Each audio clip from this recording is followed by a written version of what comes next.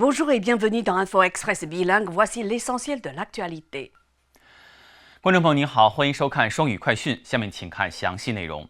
Selon le Bureau national des statistiques de Pékin, la Chine a perdu 2 millions d'habitants entre 2022 et 2023. Pour faire face au recul de la natalité, le gouvernement a lancé une campagne de démarchage auprès des femmes pour les inciter à procréer le plus rapidement possible. Depuis plusieurs semaines, les femmes se font contacter par des fonctionnaires qui les questionnent pour savoir si elles sont enceintes et si ce n'est pas le cas, leur conseillent d'y penser. 根据中国国家统计局数据，2022至2023年间，中国人口减少了200万。为应对出生率下降，政府开展了一项面向女性的宣传活动，鼓励尽早生育。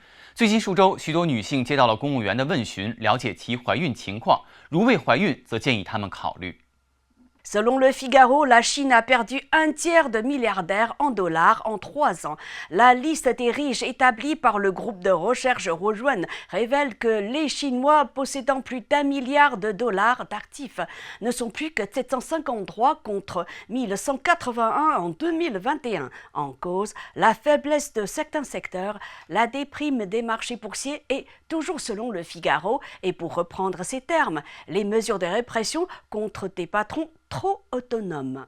费加罗报报道，中国过去3年减少了1/3的亿万富翁。胡润研究院的数据显示，拥有超过10亿美元的资产的中国富豪人数，从2021年的1181人降至753人。原因包括部分行业疲软、股市低迷以及对过度自主企业家的监管措施。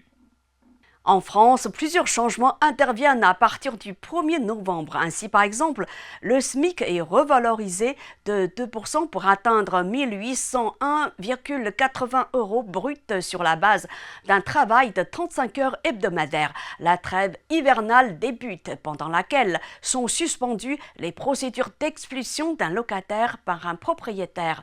Le prix du gaz va légèrement baisser de 137,2 à 135,9 € par mégawattheure, soit une baisse de 0,95%。 11月1号起，多项新政实施，最低工资上涨2%，达到每月1801.8欧元。冬季驱逐令生效，暂停房东对租户的驱逐。天然气价格将从每兆瓦时137.2欧元降至135.9欧元，降幅0.95%。 Inondations meurtrières en Espagne qui ont coûté la vie à au moins 95 personnes dans la nuit de mardi à mercredi. Selon l'agence météorologique AMET, plus de 180 litres par mètre carré sont attendus dans le nord de la province de Castellón ce jeudi. 西班牙发生致命洪灾，造成至少95人死亡。气象局预计，周四在卡斯特利翁省北部降雨量将会超过每平方米180毫米。 L'Albanie est devenue une nouvelle destination du tourisme du bonheur pour soins dentaires et esthétiques. Selon un responsable d'une clinique dentaire dans la capitale Tirana, sa clinique offre des soins de haute qualité avec du matériel garanti et certifié aux normes européennes.